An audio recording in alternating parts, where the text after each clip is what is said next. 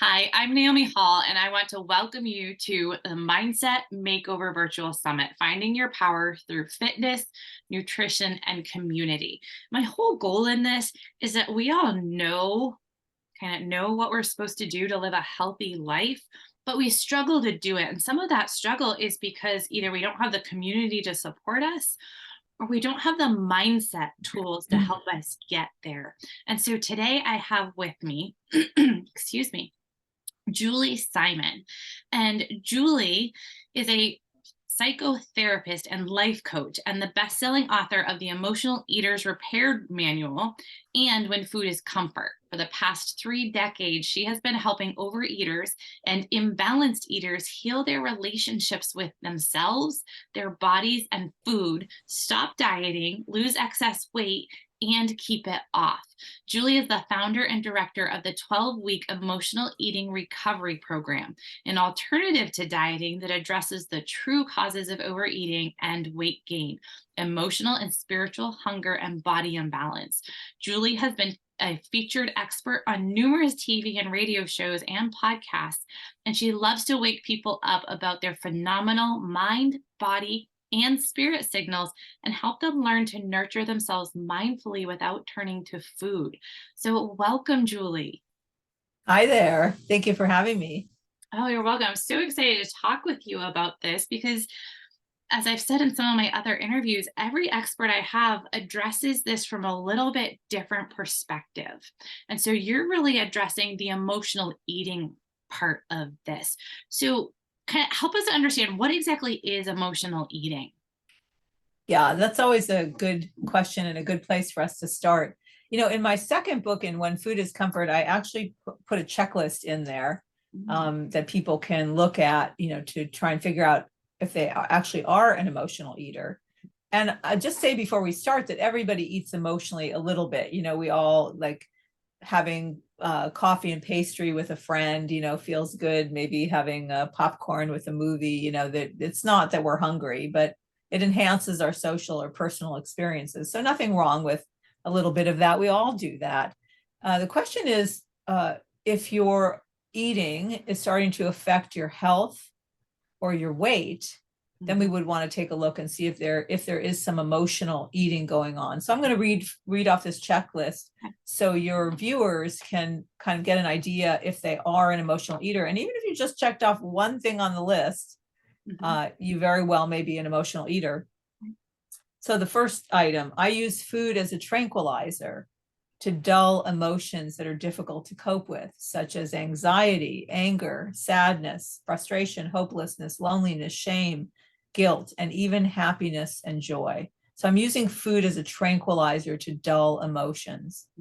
I use food to calm me when I'm experiencing unpleasant bodily sensations, such as agitation, nervousness, racy feeling, muscle tension. I use food for soothing and comfort. I use food for pleasure, escape, fulfillment, and excitement. We all do a little bit of that. I eat when I'm stressed out. I eat when I feel numb. When I'm not feeling anything, I eat. I use food to silence negative, critical, self-defeating thoughts and quiet my mind. I eat when I'm feeling overwhelmed and when I feel paralyzed with overwhelm. I eat to distract myself from low motivation states like boredom, lethargy, or apathy. I eat as a way to procrastinate when I have to take care of things I don't feel like doing. I eat because my life is lacking purpose, meaning, passion, and inspiration.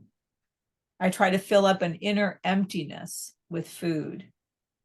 I eat because I feel so much regret regarding my life.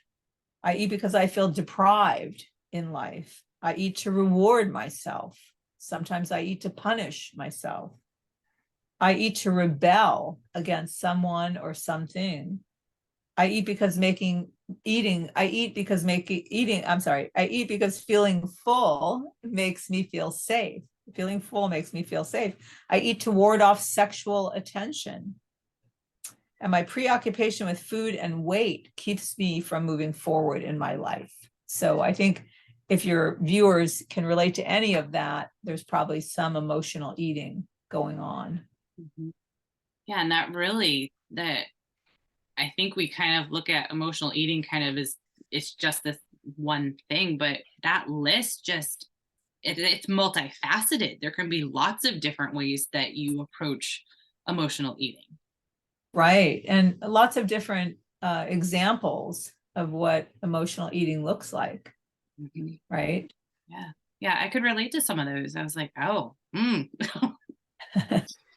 not that I didn't know I was an emotional eater, but I was like, oh yeah, I definitely see myself in some of those. Yeah, and like I said, the question is whether it's affecting your health or your weight. If it's a little bit here and there, it's really not a problem. Each person will decide whether it's a problem or not, Yeah.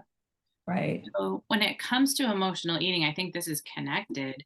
Um, why are there some people that like they can have their favorite foods in the house and they can eat them within reason and it's no problem for them, and other people just cannot have certain things around at all?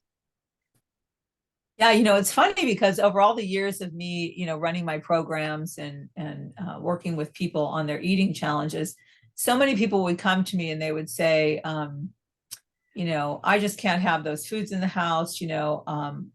My sister can, I just maybe have different genetics, or I have an addictive personality, or I just tend to be out of control around certain foods. And while all of that is true, that you might have an addictive personality, you might have some sensitivities that make you more attracted to certain foods. Actually, what research suggests is that the people that seem to be able to have their favorite foods in the house, maybe eat just, we all have envied those people, like they have their favorite food in the house, they have one little scoop of ice cream, and then they even forget that the ice cream's there, or they had one of their favorite cookies and then the cookies went stale because they forgot they were in the cupboard, right? Mm-hmm. So I all think, oh, well, they must just have different genetics than I have. And again, maybe they do, but what research shows is that the quality and consistency of the emotional nurturance that we get in our early years wires our brain in a particular way. And so that if we haven't received consistent and sufficient emotional nurturance in our early years, our brain gets primed, the lower part of the brain, which is called the amygdala, which is where the feelings are, that part of the brain gets kind of primed for hyperreactivity, becomes the more reactive part, right? And we don't develop the upstairs part of the brain, the prefrontal cortex. We don't develop what we call the self-regulatory function of the brain, the part of the brain that says we've had enough, or that's nice to have one cookie and we don't have any more because it's not so good for our health. We don't develop that part of the brain unless we get sufficient and consistent emotional nurturance in our early years. So when our caregivers are, and what is sufficient and consistent emotional nurturance look like? It looks like what we call good attunement. So we have caregivers that are tuned in to our emotional states, and they help us regulate those emotional states and manage those emotional states.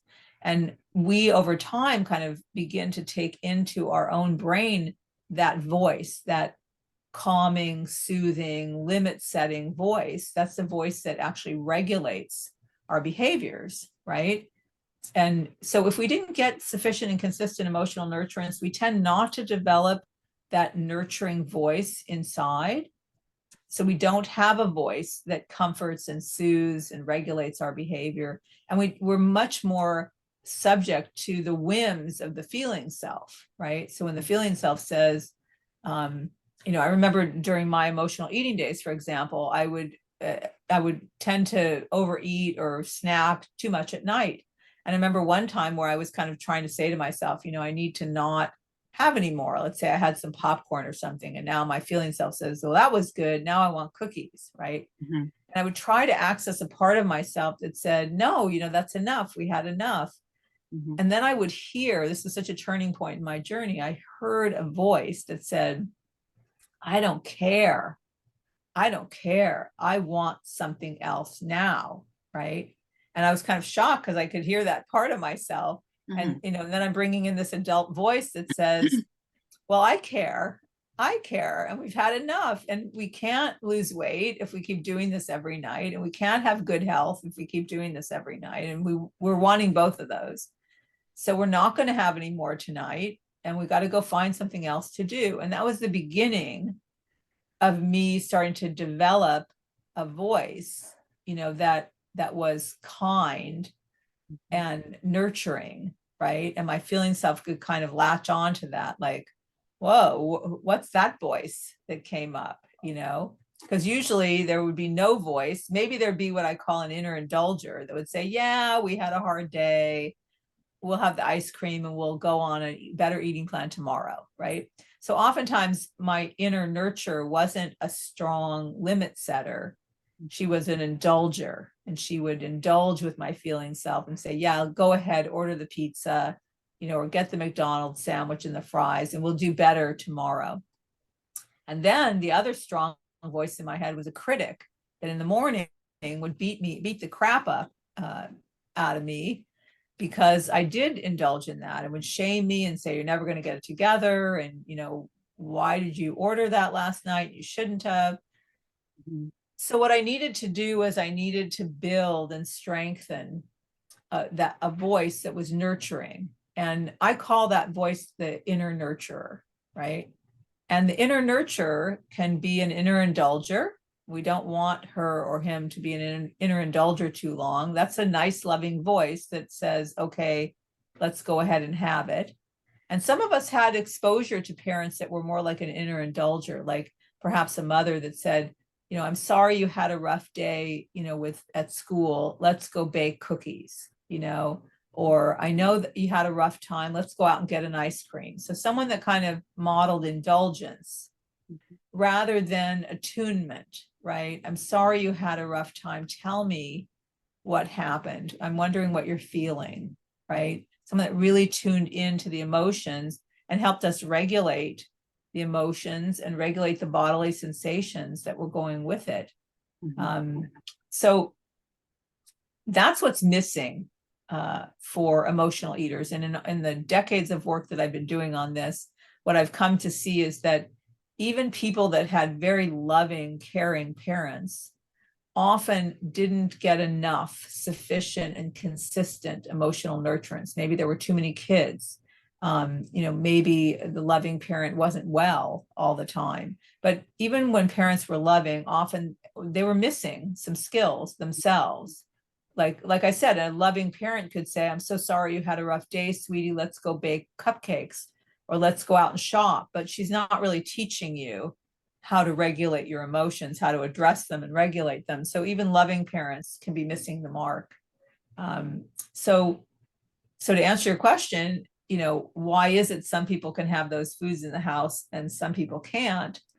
I think, of course, there can be differences in genetics and just the way we're wired. But I think more importantly, it's the quality and consistency of the emotional nurturance we had when we were young that determines whether we whether we indulge in addictive habits or not. Wow. When you said like the inner indulger and the inner critic, I was like, I have both of those. Like I've heard those voices. Um, so what should our inner, like, what do we want for an inner nurturing voice? So we want an inner nurturing voice. The inner nurturer has a lot of jobs to do. Okay. And so one of the first jobs the inner nurturer needs to do is to validate, well, first is to help the feeling self identify what you're feeling. So let's take an example. Let's say you're coming home from work, you're driving home from work, you had a really, really rough time at work. Your coworker wasn't very nice. Your boss said something snarky. You're not feeling good. Okay. And you're coming home from work and you're thinking, I'm going to go through the drive-through and I'm getting a cheesy burger, fries, and a shake, and I don't care about anything. Okay. And so I ask people, I say, just give yourself permission. When you notice that you're going to do some damage with food, give yourself permission to just to have the food. Don't say I can't have it, but say to yourself, I'm going to pull in the drive-through lot. I'm just going to take a pad of paper out, and I'm just going to connect to my feeling self. I can still have anything I want after, but I'm going to do this exercise where I connect to my feeling self and really find out what's going on. So she pulls in the parking lot and she says, well, what am I feeling? Well, I'm feeling hurt. What my coworker said, what my boss said. I'm feeling angry. I'm feeling frustrated. I'm feeling overwhelmed. I'm feeling depressed. I'm feeling hopeless. I'm feeling powerless. All these feelings are coming up, right? I mean, that's why the urge to go have that burger. I mean, yes, she's hungry. She notices she's hungry too. It's dinner time.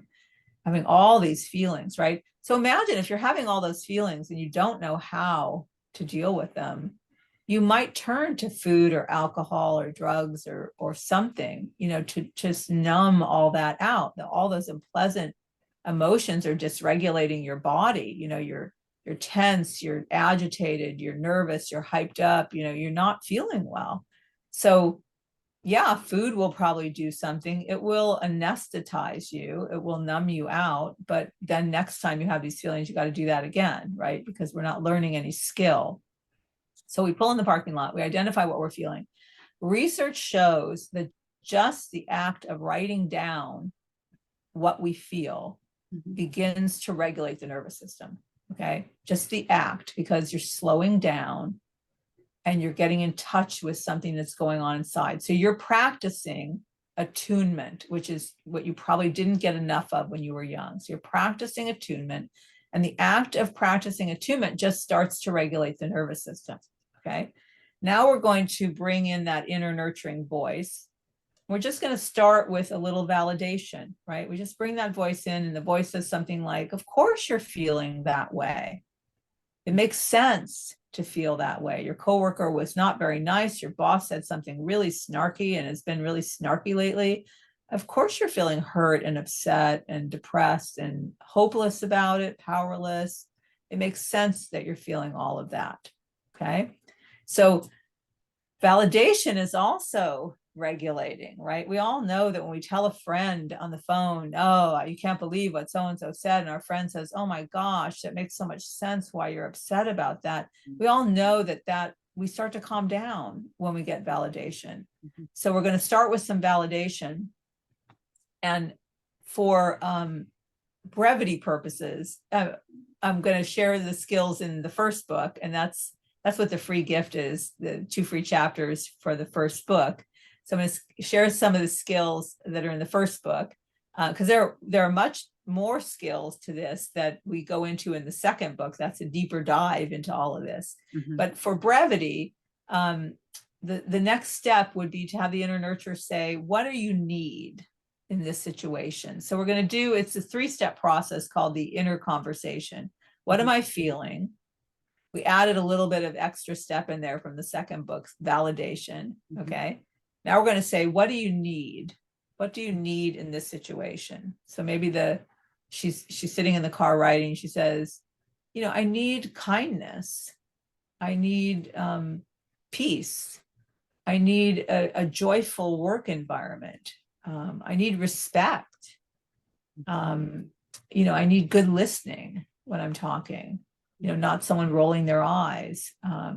She gets in touch with what she's needing, right? I need some hope. I need some hope that something can work out here, or that I could find another job, or, but that upsets me and depresses me, but I need some hope, right? So now she's regulating her nervous system a little bit better. She's gotten clear that there's a storm brewing inside. She needs some kindness and some respect and some hope. Feeling a little bit better though, because she's realizing that, I'm a person and I deserve some of this, right? And now third step, bring in the inner nurturing voice. So this is where we get to practice that voice, right? So the inner nurture comes in, maybe she validates again, maybe she validates those needs. Of course you have those needs. They're just basic human needs for respect and kindness and warmth and proper treatment. And maybe she even adds, I'm here with you. I love you. I'm right here with you in the car right now. I'm closer than your breath. I'm here to help you. I'm here to be with you always. Together we can figure this out. Together we can make a plan, figure out what we're going to do. Now, let's say she's doing all this with herself and she notices, that really strong urge to have the burger and fries and shake has passed. I Mhm. don't really feel like having it. I could kind of do it out of habit, and I know it would taste good, but I'm feeling better now. And I think I could go home and just make something that I have at home that's healthier, right? She's had a successful session with herself, right? Sure. And so not only is this a successful session with herself, um, which she will do many, many, many, many, many, many more times, but she is also beginning to wire in a voice in her brain, right? A voice that is kind and soothing and loving and caring, right? And over time, as we build that voice and we wire in, research shows that the brain is plastic. We now know that we can wire in new connections. So now she's wiring in a connection between a nurturing voice and a panicky, angry, hurt, young part, the feeling self. Now, more often, when she thinks about heading to the drive-through, even on the way, and this is, of course, not overnight, but on the way to the drive-through, she notices a voice is coming in. You know what, sweetheart? That's not something we're going to want to do. I'm here with you. I love you. I care about you. We can go home and kind of process through some of these feelings. Now she's noticing that she can interrupt that urge more often than not because she has this ally inside of her, Mhm. right? Yeah. Wow. That, and this goes so much beyond just food and weight and health. This is like, as you were talking through that, I'm like, this is teaching yourself healthy emotional processing of, Yes. rather than using the food to soothe myself and to quiet the emotional hurt or whatever.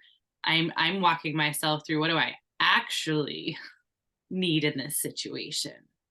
Right. And what do I feel? And what I'm learning is I'm learning to tolerate feelings, Mhm. because that's the other thing. Most emotional eaters can't tolerate unpleasant feelings for very long. So I'm learning to tolerate unpleasant feelings, that I can sit with hurt for a while. I can sit with anger. I can sit with sadness. I can sit with loneliness. I can experience shame or guilt Mm. and handle it. Often some of the big emotions like shame or sadness, we can go into these spirals, like of a shame spiral, where we're disconnected from ourselves for days. I remember in my journey, where, because in my background, I had a lot of shaming, where if I would be shamed in a situation, I could like just spiral down for days into kind of a disconnected, fog, because I didn't know how to handle any of those emotions. I had experienced a lot of it as a child. I didn't know how to handle it then. Now I was experiencing it as an adult and I didn't know how to handle it. And so if we have that voice and if we have these skills, self-regulation skills, and the ability to manage and modulate Mhm. uncomfortable and unpleasant emotions, and the ability to comfort and soothe ourselves, these are skills that everyone needs to have. Like you said, I mean, if you're an alcoholic, if you're smoking cigarettes, if you're doing drugs, everyone needs to have these skills, whether you have addictive tendencies or not. You need to have these skills to live a fulfilled life, right? Wow, this is so important. I want to thank you so much for sharing this with us. It opened a new light on it for me. Definitely not the struggle that it used to be for me, but like this just gives me a path of like, okay, when it does arise, I have some options. And I want to thank you for offering the two chapters of your book to our audience. I think that's fantastic. So I want to encourage our audience. The link is in the email that you received and it's in the notes. So go check out the first two chapters. And which book is it from? It's in the Emotional Eaters Repair Manual. And I would just add that in that particular book, there are 5 self-care skills, that I've selected that tend to be missing for emotional eaters, but for many of us. So Mhm. there's more skills. The skill that we just discussed is what I call practicing the habit of self-connection. Another skill, just as an example, is learning to catch and reframe self-defeating thoughts, right? Mm. Like learning how to do that, because we can get very derailed by our thoughts, right? Practicing self-acceptance and self-love is another skill that we work on. So there's a lot more skills that we need to have learned when we were young. And that inner nurturing voice is going to help us with all of those skills. So your readers, your listeners, can start out, learning some of those skills right away. Oh, that's fantastic. Thank you so much. That is a wonderful gift and a great place for a lot of us to start that are just realizing, wow, maybe I am an emotional eater. Maybe I really do need to work on that inner nurturing voice. I know a lot of us have really loud critics in us. And I think even if you're not an emotional eater, if you deal with that inner critic, this is going to be a great, great resource to just start that journey of creating that inner nurturing voice. So I want to encourage our audience to read those chapters. And I want to thank you for joining us, Julie. This has been fantastic. Thank you. Thank you for having me. And just want to put a little plug in there that anybody that would want more help with that, I have a 12-week program that I run. So 12-week emotional eating recovery program. So there's more. And the books are written to be self-help. So they're not written to sell anything. So you can work on it yourself. But if you need more help, there's a program too.